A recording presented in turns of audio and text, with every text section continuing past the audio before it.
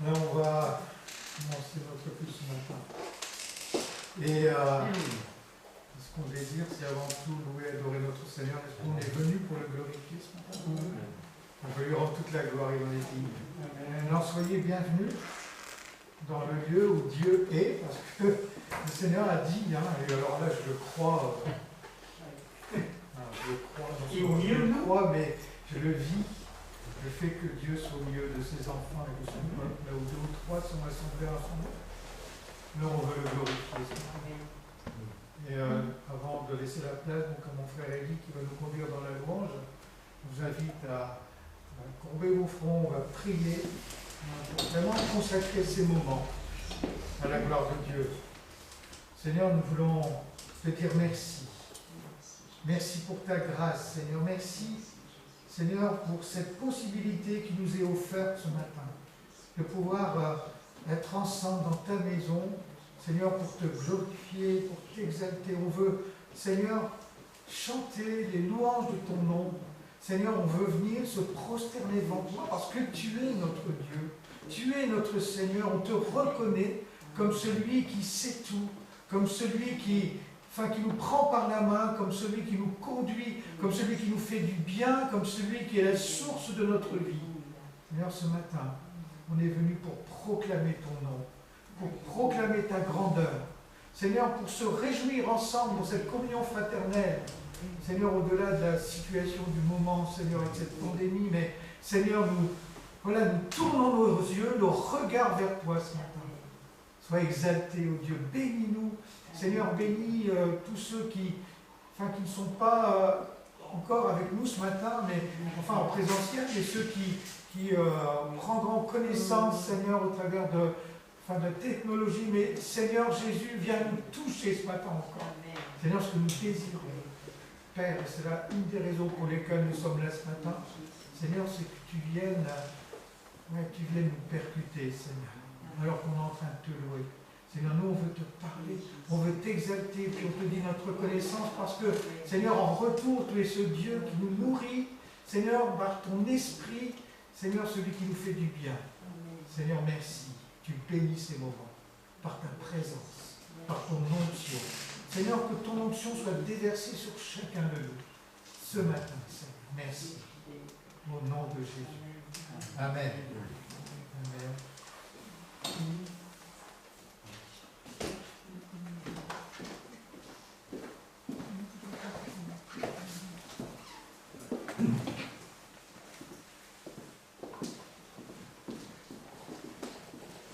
Amen. Que le Seigneur soit béni. Amen. Amen. Vous pouvez sourire. Voilà. C'est dimanche passé. Le petit cœur dit, j'ai voulu commencer par ce petit cœur qui dit, frappe des mains et chante ta joie. Je vais me dire des fois, on est dans la tristesse, mais chante ta joie dans le sens où on vient devant le Seigneur Jésus-Christ. Et des fois, je pense, quand on venait, j'ai eu des réflexions des fois, vous avez sûrement entendu, des gens, des chrétiens qui disent des fois, je suis bon à l'église, je ne ressens rien, je suis venu, je suis reparti comme je suis arrivé. Et ça m'a fait réfléchir à une chose, c'est ce matin, qu'est-ce qu'on est venu faire?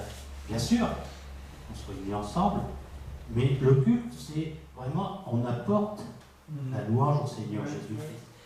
Et en réfléchissant, j'ai pensé à un cadeau. Quand vous faites un cadeau à quelqu'un, vous êtes invité par exemple à un anniversaire ou quoi que ce soit, vous apportez le cadeau, des fois même le cadeau vous plaît, vous garderez bien pour vous, mais vous donnez ce cadeau. Mais si vous le donnez, c'est pas pour vous. Vous apportez le cadeau, la personne est contente, mais en retour, vous avez un retour, parce que la personne, moi, le cadeau moi, mais elle est contente, vous voyez son sourire, elle vous remercie, donc vous recevez aussi quelque chose. Et je pense que le Seigneur, c'est pareil.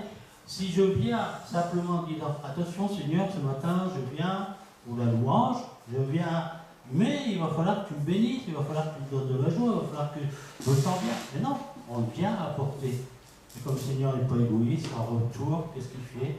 Il vous remplit. Et je pense que c'est chacun de nous. On est des pierres vivantes. Et si je me dis, oh, moi je suis apôtre, ben, il manque une pierre. Enfin, moi je suis venu pour apporter la louange à mon Dieu. Je suis content si on sent la joie, tout ça. Mais en premier, un culte, c'est j'apporte la louange. Vous êtes d'accord? Amen. Amen. Alors on va frapper des mains, frapper des pieds, pas frapper sur le voisin, il y a une distanciation aujourd'hui.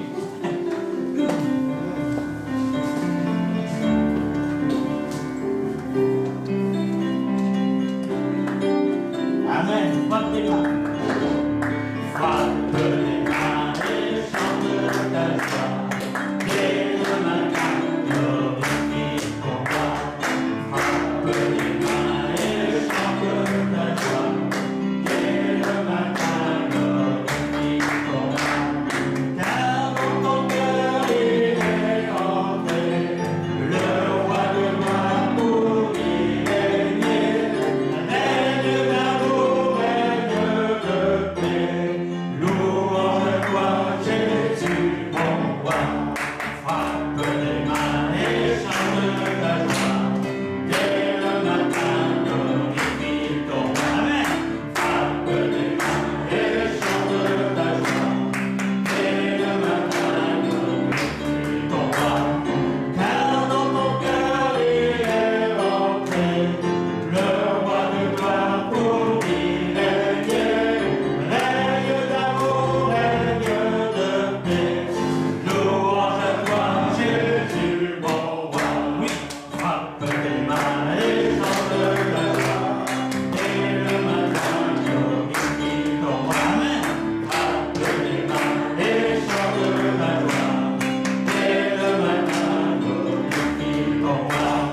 Car dans ton cœur il est entré le roi de gloire pour y régner. Règne d'amour, règne de paix. Louange à toi, Jésus, mon roi. Frappe les mains et chante ta joie. Amen. Dès le matin, glorifie ton roi. Frappe les mains et chante ta joie. Dès le matin, glorifie ton roi. Car dans ton cœur il est entré le roi de gloire pour y régner. Règne d'amour, règne de paix. Louange à toi, Jésus, mon roi. Frappe les mains et chante ta joie. Amen. Dès le matin, glorifie ton roi. Frappe les mains et chante ta joie. Dès le matin, glorifie ton roi. Car dans ton cœur il est entré le roi de gloire pour y régner. Règne d'amour, règne de paix. Louange à toi, Jésus, mon roi. Peut-être élevé dans le louange ce matin. Oui, Seigneur, je veux te bénir et te glorifier, Seigneur. Je veux te glorifier, Seigneur. Bénir ton nom, Seigneur Jésus, le sanctuaire de l'amour, Seigneur. À Dieu de gloire, Seigneur Jésus. Oui, tu es mon Dieu, mon roi. Oh, merveilleux, merveilleux, merveilleux, Seigneur. Seigneur, reçois la gloire. Seigneur, reçois la gloire de mon cœur ce matin. Amen, amen. Oh Dieu, merci. Amen. Merci pour ta Je présence. vous annoncer une très très bonne nouvelle, si vous n'êtes pas au courant. Je sais que mon Rédempteur vit. Amen. Amen. Je sais qu'il m'a racheté et que son sang couvre mon Oh, péché. merci Seigneur. Merci Seigneur pour rien que pour cela, rien que pour de m'avoir donné cette possibilité aujourd'hui d'avoir accès à ton trône de grâce. Merci Seigneur. Je sais qu'il m'a racheté.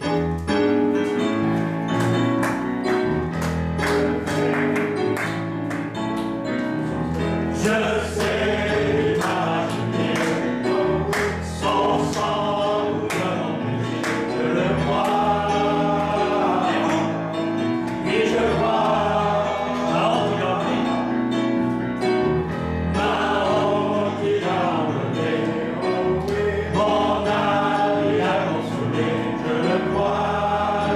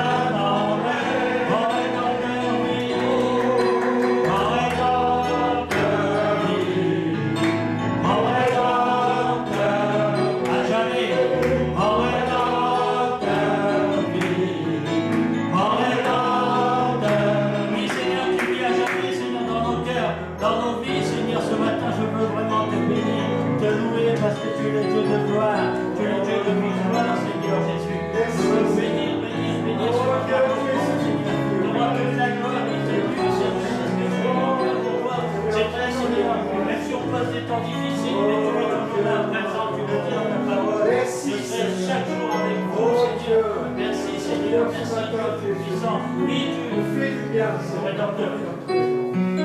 Mon rédempteur, mon rédempteur, mon rédempteur, mon rédempteur, amen. Mon rédempteur, mon rédempteur, mon rédempteur, mon rédempteur, tu prends mon fardeau. Je veux danser sur la montagne de Sion, ton retour j'attendrai. Amen. Tous ensemble. Mon rédempteur, mon rédempteur, mon rédempteur, mon rédempteur. Encore une fois. Mon rédempteur, mon rédempteur, mon rédempteur, mon rédempteur, à jamais. Est-ce qu'on peut l'applaudir? Amen. Amen. Amen. Nous t'adorons, nous t'aimons, tendre Père. Ouais. Glorifie ton nom sur la terre. Glorifie ton nom dans nos vies. Glorifie ton nom sur Brûlé. Glorifie ton nom sur la France, sur l'univers entier. Parce que Seigneur Jésus, tu es le Dieu Tout-Puissant qui a tout entre ses mains. Nous t'adorons, nous t'aimons, tendre Père. Glorifie ton nom sur la terre.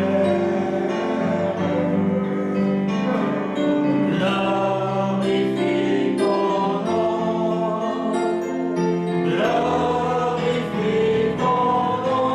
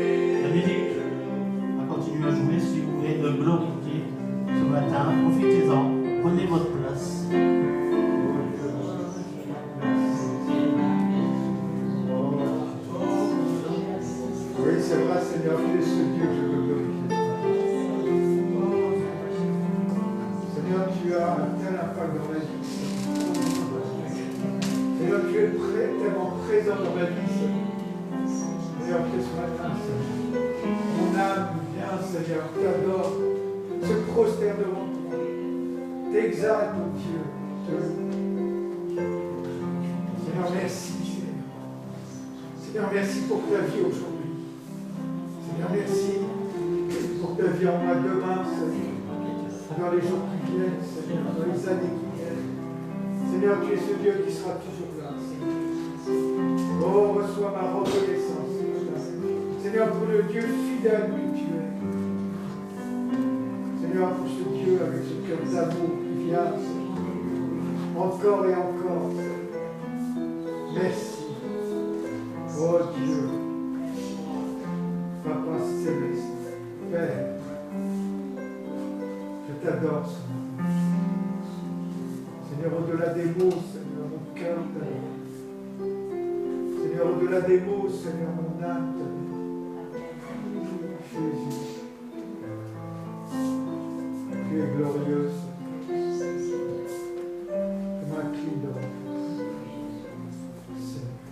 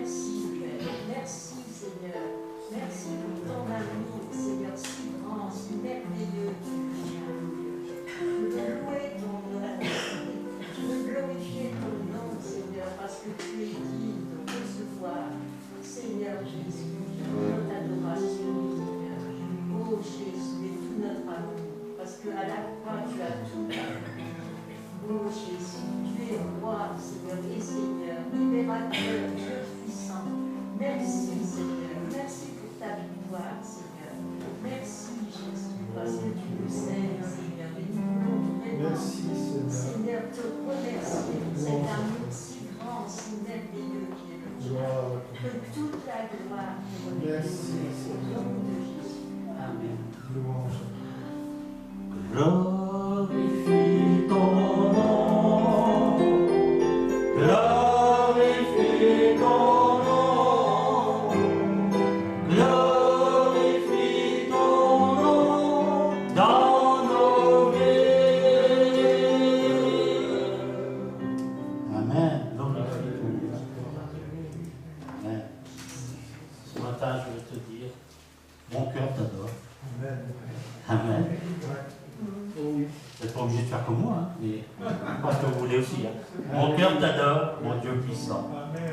Nul n'est comme toi.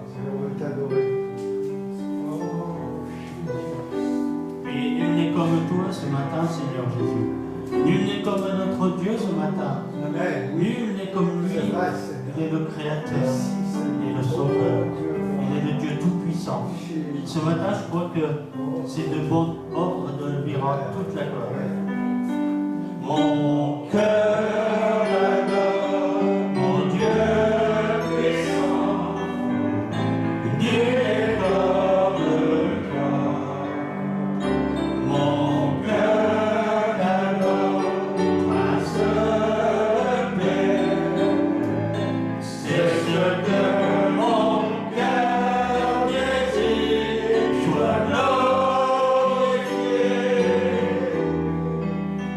Tu es ma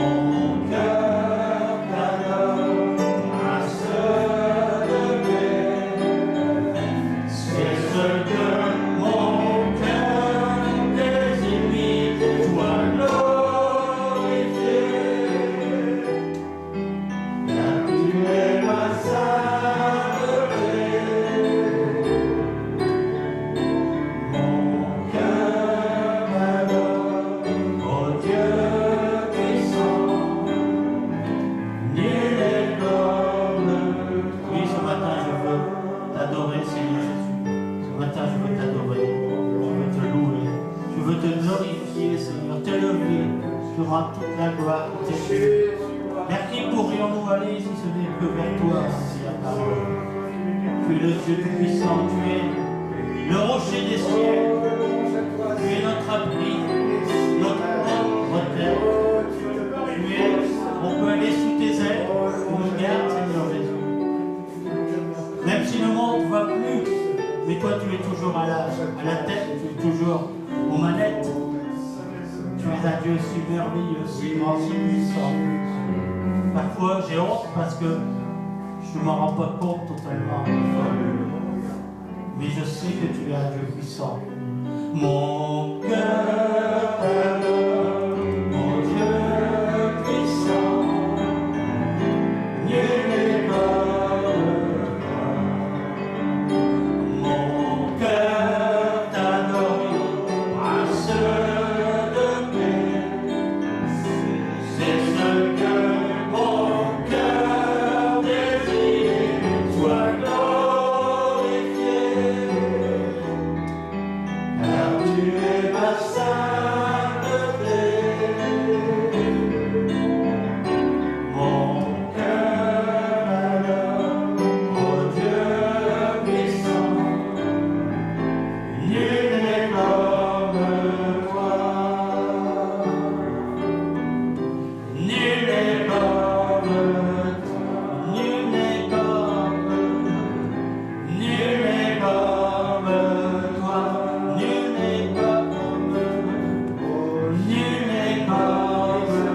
toi. Réfugiez-vous dans les bras de votre Seigneur ce matin. Ressentez combien il vous aime. C'est vrai qu'on y apporte une louange, mais il n'est pas ingrat, il nous prend aussi dans ses bras.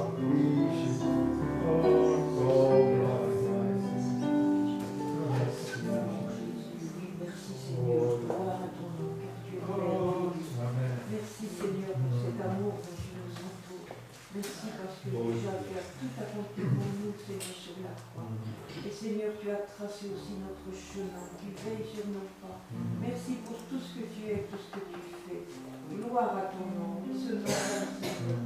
Nous te louons, nous t'adorons parce que tu es maître. Et Seigneur, nous voulons de tout cœur dire gloire à ton Saint-Nom. Amen. Amen.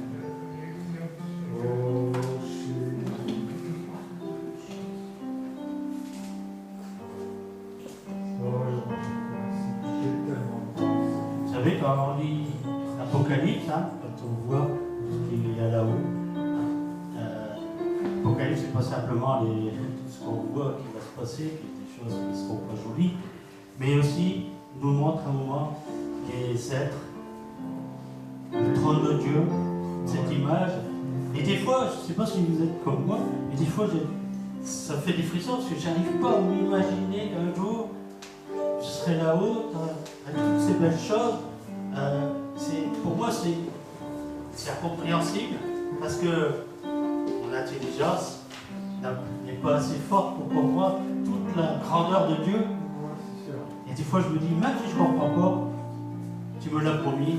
Bien, c'est sur cette promesse. Élevé à la droite de Dieu, couronné de couronne.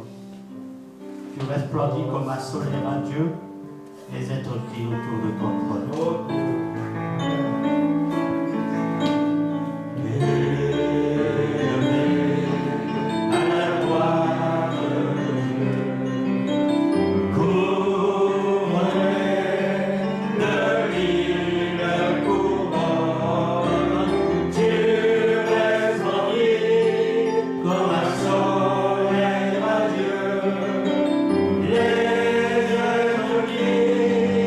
Autour de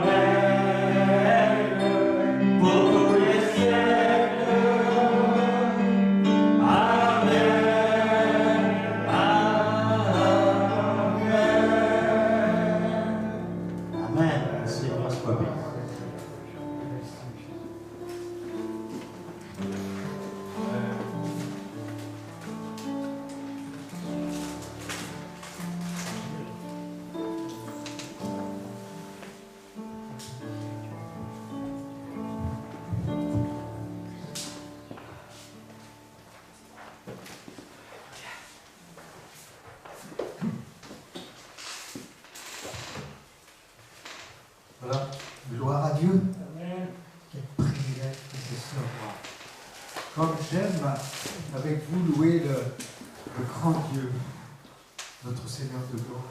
Comme le disait notre Père, le privilège sera notre pour l'éternité quand même. Aujourd'hui, on est préoccupé par des tas de choses de notre vie de tous les jours, mais quand on sera là-haut dans le ciel, et bien voilà, on aura tout à être préoccupé par toutes ces choses, que le Seigneur soit béni. Alors, je vais donc vous partager ce matin quelque chose que Dieu met sur mon cœur. Alors, je vais essayer d'être court. C'est difficile pour moi, hein, vous savez. Mais je commence à prendre des bonnes habitudes, je crois. Parce que je sais que je n'arriverai pas à tout vous dire ce matin. Mais ben, il y a dimanche prochain, il est là, donc je vais découper. Ce que je voudrais vous partager ce matin, j'ai donné un titre. C'est Jusqu'au bout. Et alors peut-être que vous discernez déjà un petit peu là où je veux en venir. Et je vais quand même. Alors, c'est Jusqu'au bout. Il met. Voilà, j'ai été percuté cette semaine par un texte que j'ai lu, que je vais vous lire, hein, mais je ne commenterai pas trop ce dimanche, ce texte-là, parce que je pense que ce sera plutôt la semaine prochaine, mais en tout cas, c'est aussi quand même dans la continuité un peu de ce que Denis nous a partagé dimanche dernier, et qui est quand même assez essentiel dans notre vie d'enfant de Dieu. Et donc ce texte qui m'a percuté, voilà, parce que moi la Bible me percute tout le temps en fait. Donc, alors je vais juste que je vous donne le bon texte quand même.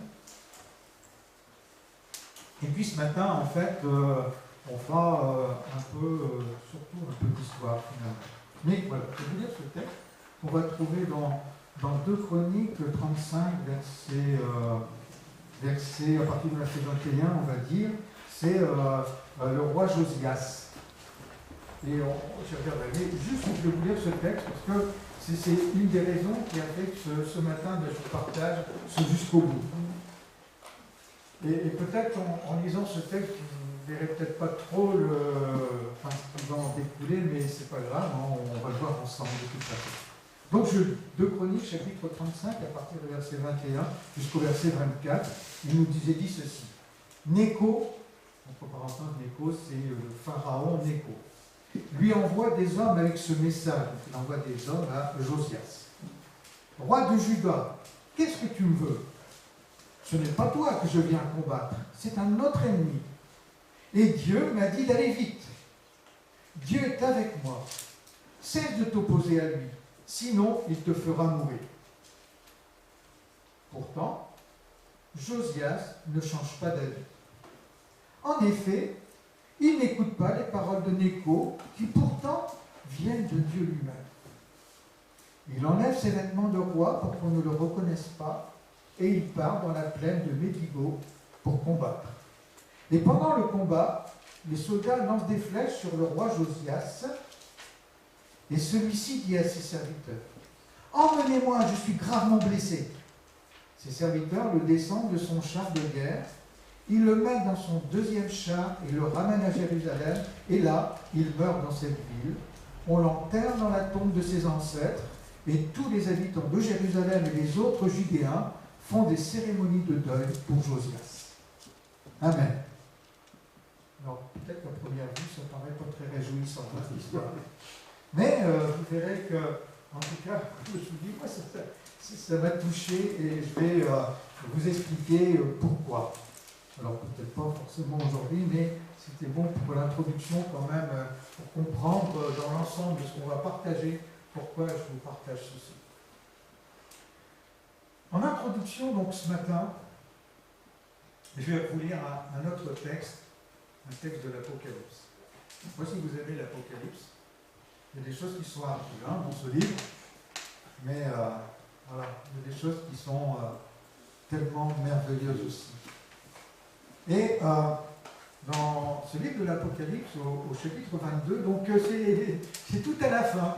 Je dirais presque que c'est la conclusion de la Bible, on peut le dire un peu comme ça. Mais j'aime le dire aussi d'ailleurs comme ça.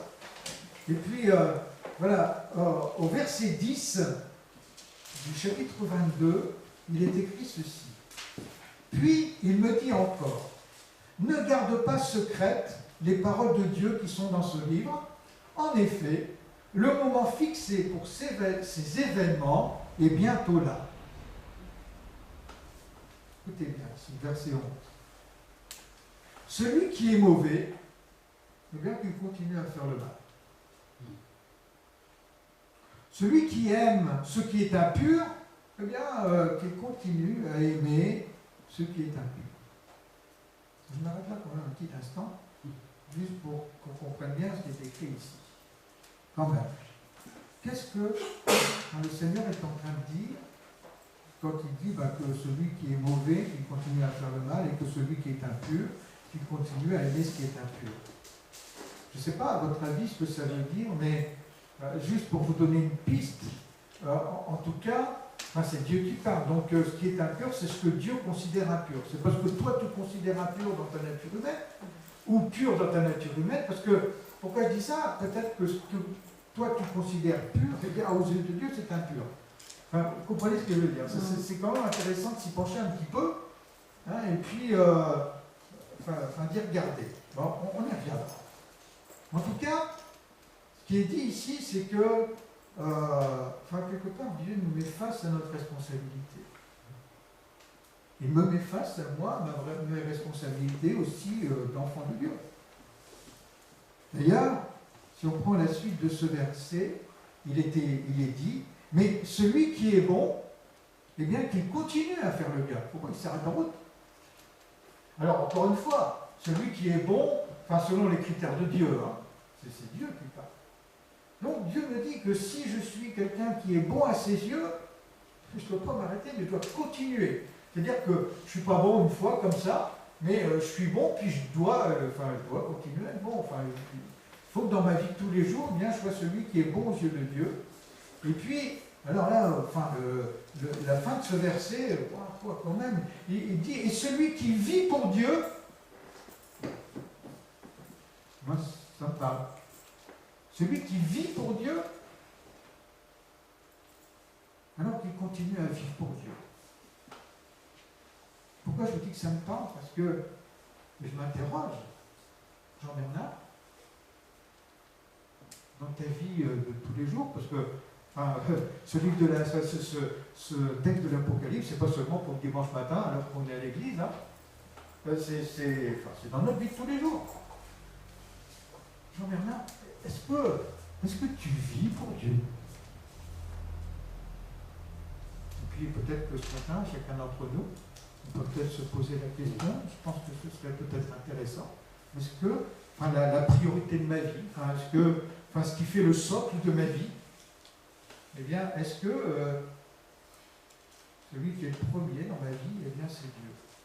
En tout cas, ce texte me dit, et celui qui vit pour Dieu, alors qu'il continue à vivre pour Dieu. Encore une fois, il ne faut pas qu'il s'arrête en route. Pour Bernard, il ne faut pas qu'il s'arrête en route. Alors je continue. Jésus dit, écoute, je viens bientôt, j'apporte avec moi ma récompense, et je vais la donner à chacun selon ce qu'il a fait. On n'est pas en train de parler du salut ici. Dieu est en train de dire que chacun d'entre nous, les enfants de Dieu, eh bien, ils auront une récompense, mais que notre récompense dépend de ce que nous faisons, de ce que nous sommes, de ce que nous allons aussi, d'ailleurs, jusqu'au bout. D'où peut-être le titre un peu, mais on s'englobe quand même beaucoup d'autres choses.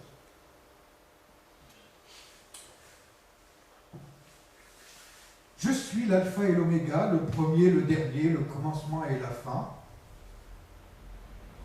Ils sont heureux, ceux qui lavent leurs vêtements. Ainsi, écoutez bien quand même. Est-ce que je suis celui qui lave mes vêtements? Ça veut dire quoi pour moi? Je pense que c'est... On s'interroge, quoi. Est-ce que dans ma vie de tous les jours, je prend en considération, je reprends ce qui était un peu plus haut là, cette notion de pureté, d'être celui qui vit pour Dieu et qui continue à vivre pour Dieu, celui qui est attaché à grandir dans la sanctification. Ils sont heureux ceux qui lavent leurs vêtements. C'est pas moi qui déclare ça. Je suis d'accord avec ce texte, j'aime ce texte. Mais c'est Dieu qui nous dit ça. Dieu te dit, Dieu me dit ce matin, il me dit à moi comme il le dit à toi, eh bien tu seras heureux si tu laves ton vêtement. C'est-à-dire si jour après jour, eh bien, tu prends en considération que Dieu est un Dieu saint et qu'il veut que toi tu sois saint. La Bible nous dit ailleurs, je n'ai pas la référence en tête, mais soyez saints comme moi je suis saint. Et puis écoutez, c'est pas fini. Ils sont heureux ceux qui lavent leurs vêtements, ainsi ils auront le droit de manger le fruit de l'arbre qui donne la vie. Ils auront le droit d'entrer dans la ville par ses portes. Ça sous-entend que certains n'entreront pas dans la ville. Ça sous-entend que certains n'auront pas le droit de manger du fruit de l'arbre qui donne la vie. Et au verset 15 d'ailleurs, Dieu va dire, mais qu'il reste dehors ceux qui vivent n'importe comment.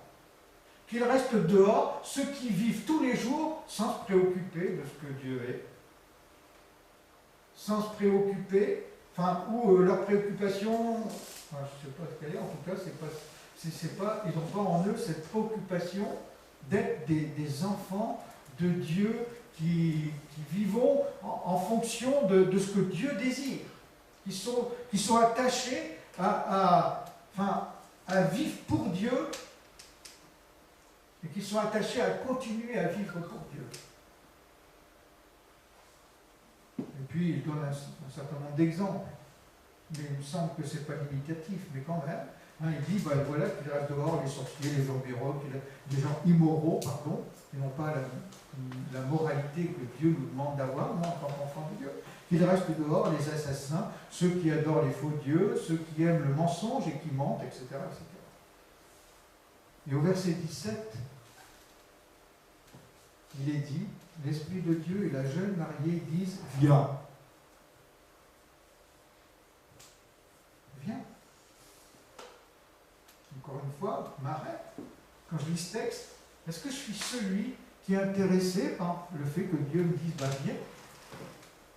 Viens vivre, viens dans ma présence, viens être modelé, viens. Ou est-ce que tu préfères vivre avec le monde, par exemple? Est-ce que tu préfères vivre avec les plaisirs du monde? Bon, c'est pas ce qui est écrit, mais c'est ce que moi je comprends. L'Esprit de Dieu et la jeune mariée disent viens. Celui qui a soif doit venir. Et celui qui le veut, en tout cas, recevra gratuitement l'eau qui donne la vie. Ce texte me dit quand même quelque chose de particulier. Celui qui a soif doit venir. Il y a plusieurs choses. C'est que déjà d'une, il se peut que je n'ai finalement pas soif. La soif, quelle soif? Je pense que quand on regarde ce qu'on vient de dire précédemment, eh bien quand même, ça nous indique un certain nombre de choses. Mais est-ce que vraiment j'ai soif d'être bon selon le cœur de Dieu? Est-ce que j'ai soif de vivre pour Dieu, par exemple? Est-ce que j'ai soif que ma vie soit modelée par ce que Dieu désire de moi?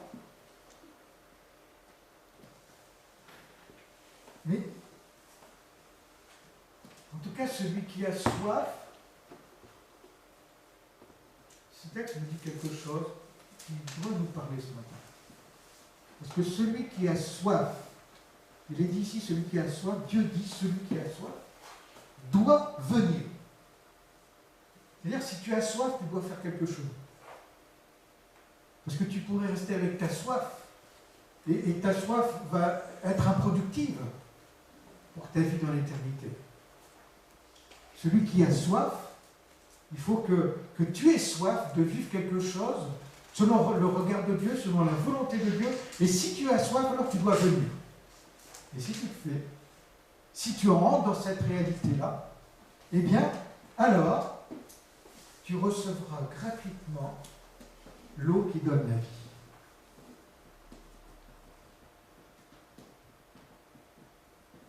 Peut-être que, moi je m'interroge quand même, hein, je vous le dis, j'ai quelquefois le sentiment, alors je me trompe peut-être, mais que certains ne peuvent pas être intéressés finalement par leur vie éternelle dans la présence de Dieu. Alors moi, je veux dire, chacun d'entre nous, on est face à ce que Dieu est, face à ce que Dieu nous dit, mais je ne peux pas dire ou penser que je suis ce véritable enfant de Dieu qui aujourd'hui est la fiancée, comme disait Denis la semaine dernière, et qui deviendra l'épouse. Je ne serai pas cette épouse si je n'ai pas la soif et si je ne viens pas nourrir ma soif, parce que l'Esprit de Dieu, Jésus a dit à la Samaritaine, celui qui boit de cette eau, l'eau que moi je lui donne, n'aura plus jamais soif. Et l'eau que Jésus donne, eh bien, c'est sa vie en chacun de nous, c'est son esprit en chacun de nous. Vous savez, c'est cet esprit qui vient écrire dans nos cœurs la loi de Dieu, la volonté de Dieu, le désir de Dieu. Qui d'entre nous est intéressé par le fait que Dieu vienne écrire dans notre cœur sa volonté? Parce que si Dieu vient écrire dans ton cœur sa volonté, eh bien ta vie, elle n'est pas comme la vie du monde. Ça, c'est certain. Si Dieu écrit dans ton cœur et que tu te laisses modeler par la volonté, par le désir du cœur de Dieu, parce qu'il est en train d'écrire en toi, parce que tu laisses écrire, eh bien, tu vas t'étonner dans le monde, tu ne seras pas comme le monde, ça c'est certain. Mais en tout cas, la conclusion de ce livre, l'Apocalypse, qui est le dernier livre de la Bible, et voilà, j'aime bien le voir comme cette conclusion, qui est extraordinaire, quoi, mais voilà. Frères et sœurs, c'est bon d'être la fiancée aujourd'hui. Mais, alors on le verra au travers des textes qu'on va lire, et puis ce que Dieu a mis sur mon cœur, quand il nous est parlé d'aller jusqu'au bout. C'est pas le tout de démarrer, de devenir enfant de Dieu, mais c'est le tout d'être enfant de Dieu, puis d'aller jusqu'au bout. Un autre texte, en Philippiens chapitre 2, versets 12 à 16, alors que je suis en train de me rendre compte, quand je vois l'heure défiler, que je n'irai pas très loin ce matin, parce que là, il y a plusieurs dimanches devant moi. Alors, Philippiens chapitre 2, versets 12 à 16, écoutez bien. C'est pourquoi, amis très chers, c'est Paul qui parle aux Philippiens, obéissez à Dieu comme vous l'avez toujours fait. Est-ce que notre volonté, c'est d'obéir à Dieu? Bon, là, Paul dit aux Philippiens, mais il nous le dit aussi à nous ce matin. Parce qu'on est en train de lire ce texte. Ce texte est tiré de la parole de Dieu. Dieu a voulu qu'on le reçoive, ce texte, aujourd'hui. Donc on le reçoit parce qu'on est des enfants de Dieu. Alors, obéissez à Dieu comme vous l'avez toujours fait. Obéissez-lui non seulement quand je suis là, mais encore plus maintenant que je suis absent. Et d'ailleurs, c'est un texte un peu qu'on a échangé avec André, pas très longtemps. Ayez excusez-moi, je relis parce que là je suis en train de me mélanger, avec un grand respect pour Dieu et en tremblant, travailler pour être sauvé. Mais moi je croyais que le salut, c'est gratuit. Travailler pour votre salut, ça veut dire quoi ça? En plus, mais avec un grand respect. Avec un grand respect pour Dieu, en tremblant, travailler. Alors, c'est vrai, frères et sœurs, le salut, c'est gratuit. Hein. Jamais on pourra acheter notre salut. Par contre, si vraiment tu es sauvé, et je crois que c'est l'essence de ce texte. D'ailleurs, quand on regarde d'autres traductions, donc, dans d'autres traductions, c'est pas marqué travailler pour être sauvé, mais et le sens de ce verset-là, c'est de dire quelque part, eh bien, travaille ou fais en sorte que ta vie montre que tu es sauvé. C'est-à-dire que si tu es sauvé vraiment, eh bien, ta vie va montrer que tu es sauvé. C'est un peu l'idée. Ça veut dire que, encore une fois, je répète, si je suis sauvé, ma vie ne ressemble pas, je veux dire, à ce que je vois dans ce monde, mais ma vie, je dois, je ne sais pas comment dire, faire en sorte, travailler, comme il est dit dans ce texte, à ce que ma vie montre dans mes paroles, dans mes actions, dans mon comportement, eh bien que je suis quelqu'un qui est sauvé et qui reflète Jésus-Christ. Et donc,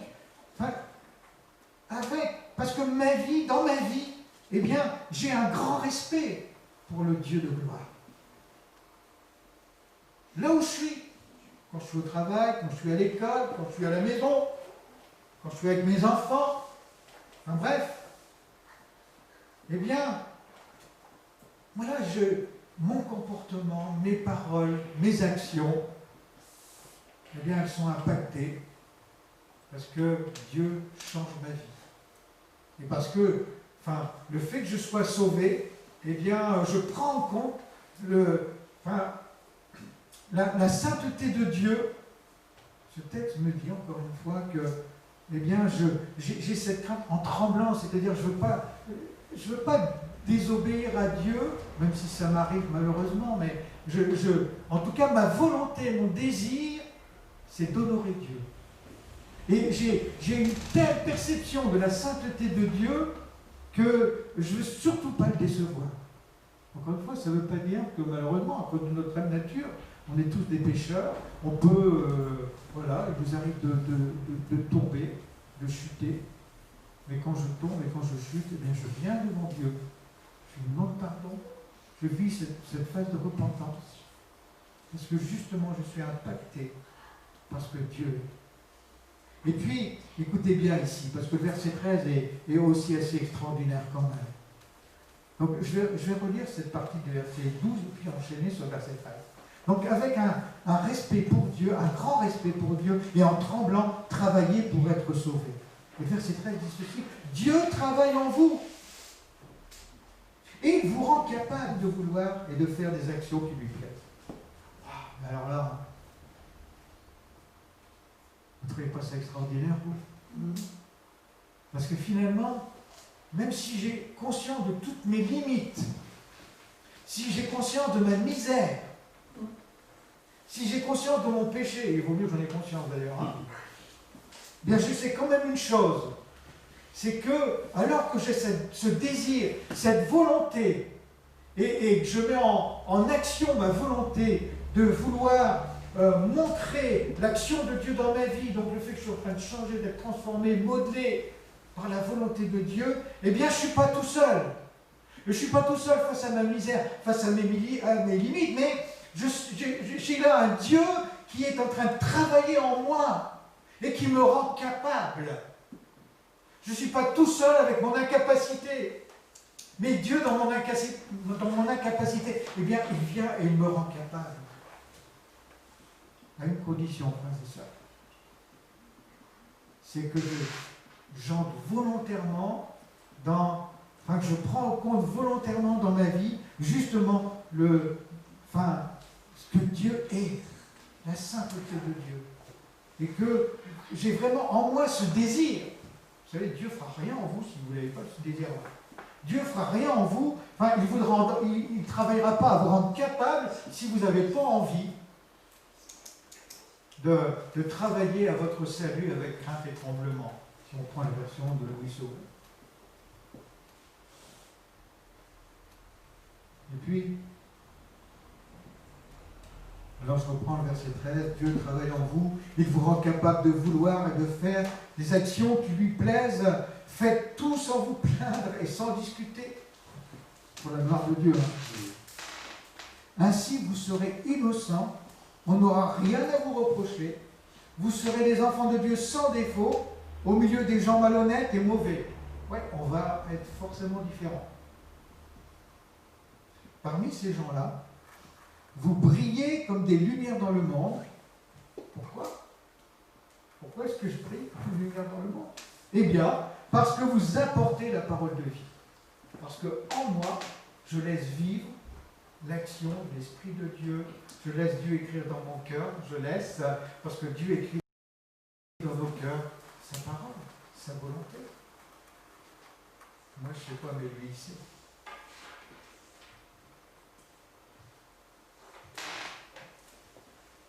Faisez ça jusqu'au bout. Alors, je vois qu'il est déjà 11 heures.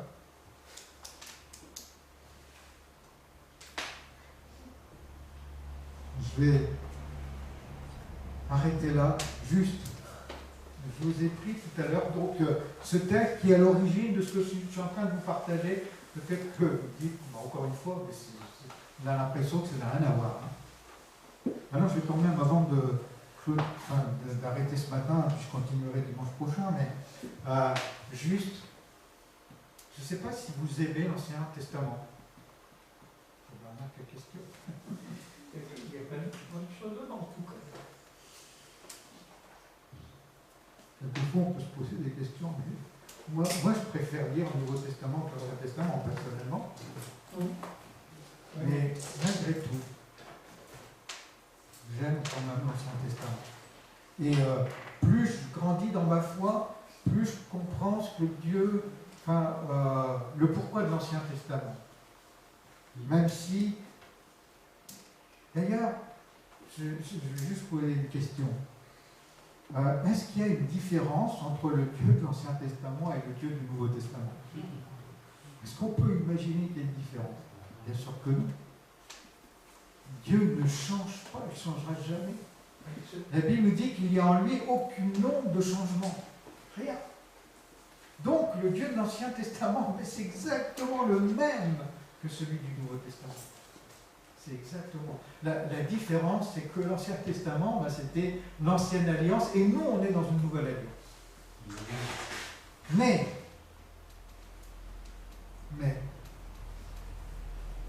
dans 1 Corinthiens, chapitre 10, Paul va dire, ces choses-là sont arrivées à nos ancêtres pour nous servir d'exemple. Frères et sœurs, il y a plein de choses qui sont intéressantes pour nous aujourd'hui dans l'Ancien Testament, en tout cas. Et il y a cette notion-là. Je pense que ce n'est pas la seule, hein, mais en tout cas, elle est là, présente et réelle. Ces choses-là sont arrivées à nos ancêtres pour nous servir d'exemple. Écoutez bien la suite d'ailleurs. On les a écrites pour nous avertir, nous. Pour m'avertir moi, Jean-Bernard, pour t'avertir toi, nous qui sommes bientôt arrivés à la fin des temps.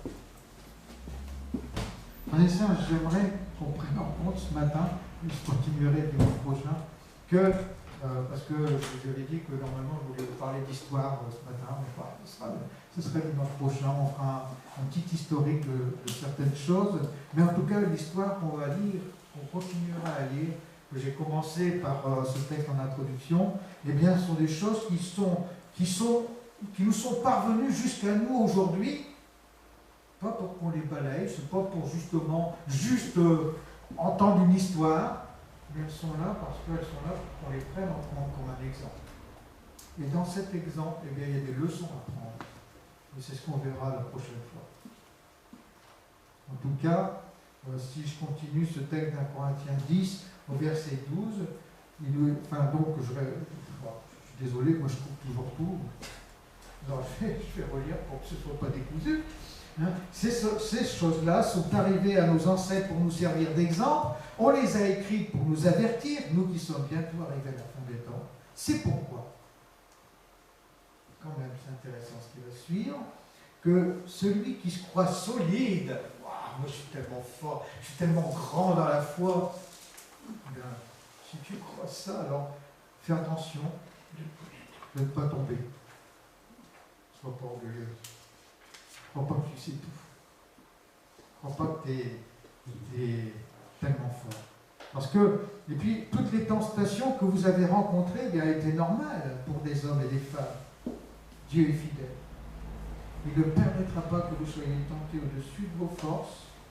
Quand vous serez tentés, Dieu vous donnera la force de la supporter et le moyen d'en sortir. Ça vaut le coup d'être un enfant de Dieu qui veut vivre la présence de Dieu, l'action de Dieu dans sa vie, qui veut se laisser changer, transformer, rendu capable. Celui qui travaille à son salut avec le respect profond de la sainteté de Dieu, de qui est Dieu, pour que sa vie reflète le Dieu saint. Ma vie n'est pas le reflet du monde, frères et sœurs. Ma vie est le reflet du Dieu des cieux. Et on continuera donc la semaine prochaine, mais jusqu'au bout, frères et sœurs. On doit aller jusqu'au bout. On ne doit pas s'arrêter à plus. On doit être des serviteurs et des servantes qui, oui, c'est un coup. Quand je sers le Seigneur, je paye quelque chose. C'est un coup. Mais ça vaut le coup pour notre éternité. Et ça vaut le coup, même sans compter notre éternité, ça vaut le coup par amour pour le Seigneur. Voilà, je vais arrêter là parce que sinon je ne vois pas. Vous connaissez. Alors j'aimerais qu'on puisse prier ensemble, frères et sœurs. Seigneur Jésus, on est simplement devant toi ce matin. Seigneur, tu vois, j'ai exprimé un certain nombre de choses ce matin, mais j'ai peut-être exprimé maladroitement, je ne sais pas, Seigneur, mais en tout cas, je te fais cette prière, Père, c'est que tu puisses, toi, graver dans nos cœurs cette importance considérable. Seigneur, des sujets qu'on a évoqués ce matin. Écris-les toi-même dans nos cœurs, Seigneur, afin que notre vie, ma vie, Seigneur, puisse montrer que je progresse en toi, selon ton cœur et selon ta volonté. Seigneur, je te prie, Père, que, Seigneur, ce matin, on ne soit pas, comme Jacques disait, des auditeurs oublieux, qui voient comme dans un miroir, que, Père, on oublie. Seigneur, permets qu'on n'oublie pas. Seigneur, viens encore une fois graver en nous, Seigneur, les implications de notre vie réelle d'enfant de Dieu, de serviteur et de servant du Seigneur, de cette fiancée qui est en train de se préparer pour devenir cette épouse, Seigneur, qui te glorifie. Seigneur, ma prière ce matin, c'est que tu puisses continuer ton œuvre en moi. Seigneur, tu as encore tellement à faire dans ma vie. Que tu puisses aussi faire ton œuvre dans la vie de chacun de mes frères et sœurs. Seigneur, ma prière ce matin, c'est que notre communauté, Seigneur, soit encouragée, que tu viennes nous encourager. Seigneur, même si vivre pour te glorifier, eh bien, on est à contre-courant de notre société, de notre monde, mais Seigneur, que tu puisses nous encourager ce matin à avancer, à ne pas s'arrêter, Seigneur, et aller jusqu'au bout. Viens, Seigneur, et fais ton œuvre. Au nom de Jésus. Amen. Amen. Amen. Voilà, c'est les bénis, frères et sœurs. Rendez-vous mardi. Mardi pour notre rencontre. Et puis